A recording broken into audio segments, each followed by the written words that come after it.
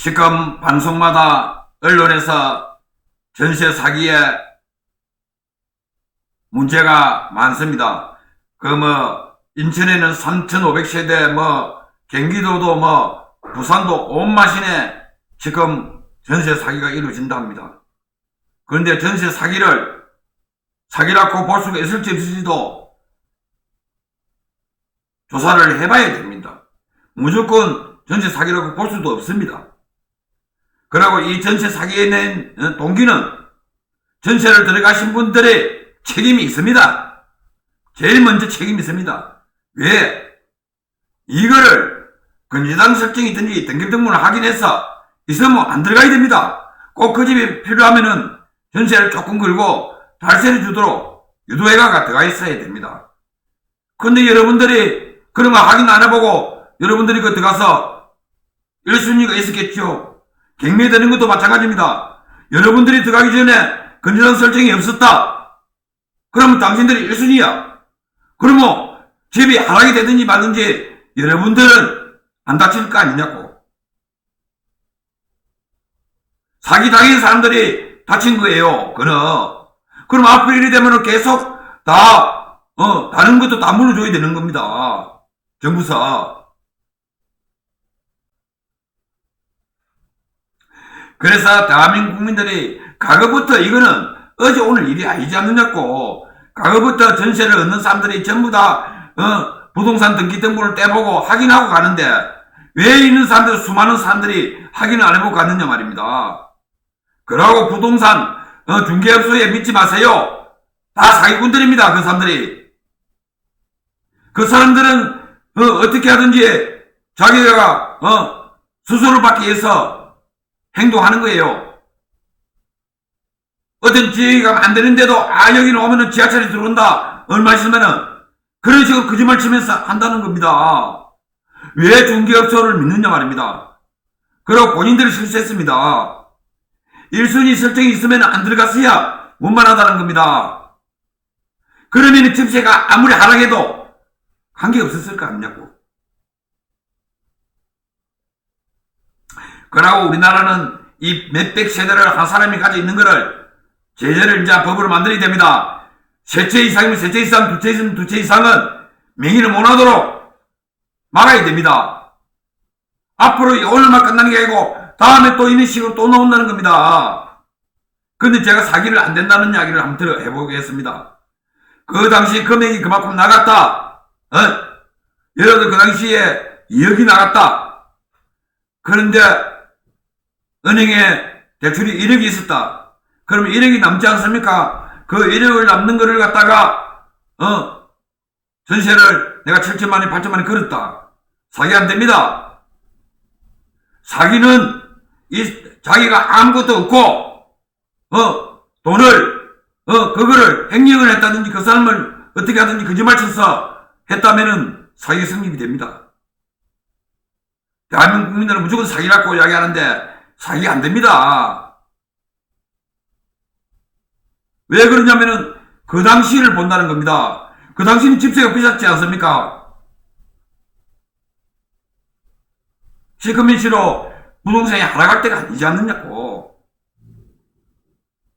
그래서 이 경찰관들이 검찰이고 이거를 사기로 이 사람들을 매일 하면은 상당히 법적으로 힘들 겁니다. 또 이런 경우는 있겠지요. 은행하고 감정사하고 부동산하고 감정사 공인중개사 다 찍고 세를 놨다. 그건 사기가 되겠죠. 그러나 일방적으로 그리 했는 거는 사기가 안 될 겁니다. 그래서 우리는 들어가기 전에 또 20대 30대들은 인터넷을 잘하지 않습니까? 그러면은 인터넷 들어가서 부동산 등기부등본 딱 떼보면은 설정이 있는지 없는지 나온다는 겁니다. 1순위만 돼 있으면은 상관이 없다는 거예요. 1순위도 내가 들어갈 때 등기부등본이 떼보니까 이상이 없다. 그럼 빨리 동사무소나 가서 자기가 이사 왔다는 걸 그걸 해야 됩니다. 증명을 해놔야 됩니다. 그럼 그게 1순위입니다. 그러니까 어떻게 하느냐? 자기가 사람 들어오고 나면 대충 또 해먹는 사람이 주인이 있다는 겁니다. 그래서 그런 문제가 있다는 겁니다. 제가 볼 때는 모르겠습니다. 수백째 가지고 있을 때서 사기 성립이 안 될 겁니다. 왜냐하면 그 당시에 재산 가치가 있었고 또 그 사람이 예를 들어 감정사나 은행이나 뭐 어떤 데하고 짜고 안 했다면은 정상적으로 했다면은 사기 성립이 어렵습니다. 왜? 그 사람 땅이 아파트 뭐 빌라 이게 2억짜리였다 그 당시에 2억짜리인데 은행에 대충 1억이 있었다. 그러면 내가 그 70% 80%더 받았다. 1억 7천 8천이나 받았다. 안 되지요.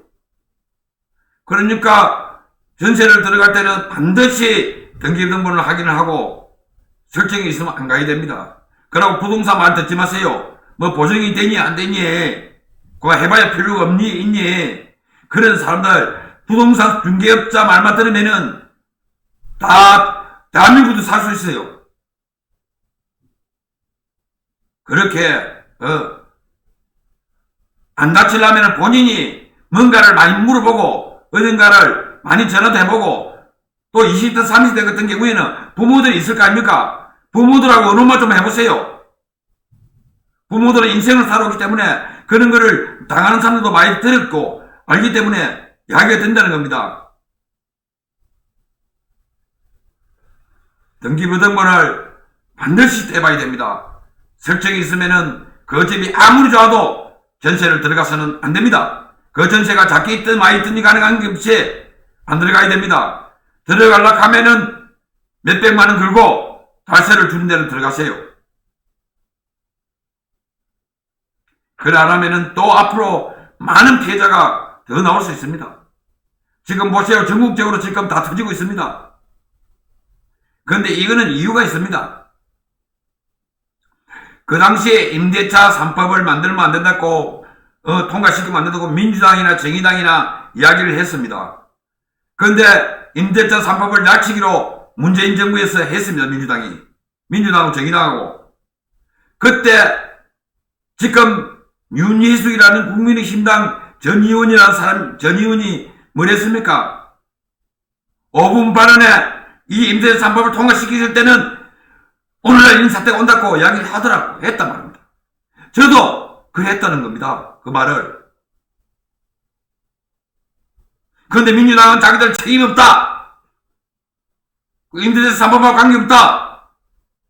이리 나온다는 겁니다. 그런데 이 국회의원들을 왜 대한민국 국민들은 선호를 하느냐고. 법을 만들고 하는 건 좋습니다. 문제가 얼마나 앞으로 있을지 차후까지 생각을 해야 되는데 대한민국의 국회의원들이나 대한민국 국민들은 생각이 없다는 겁니다. 무슨 건축을 하든지 뭘 하든지 100년을 내다보고 도로를 하나 내는 것도 100년을 내다보고 해야 되는데 우리나라 사람들 그런 거 없어요. 그래서 대한민국이 망한다는 겁니다. 망해야 되고 지금 많은 사람들이 전쟁을 원합니다. 전쟁을. 왜 전쟁을 원하겠습니까? 대한민국이 전쟁을 원하는 사람들이 수십만 명 됩니다.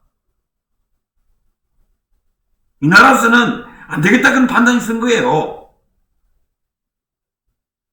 전쟁이 나야 됩니다.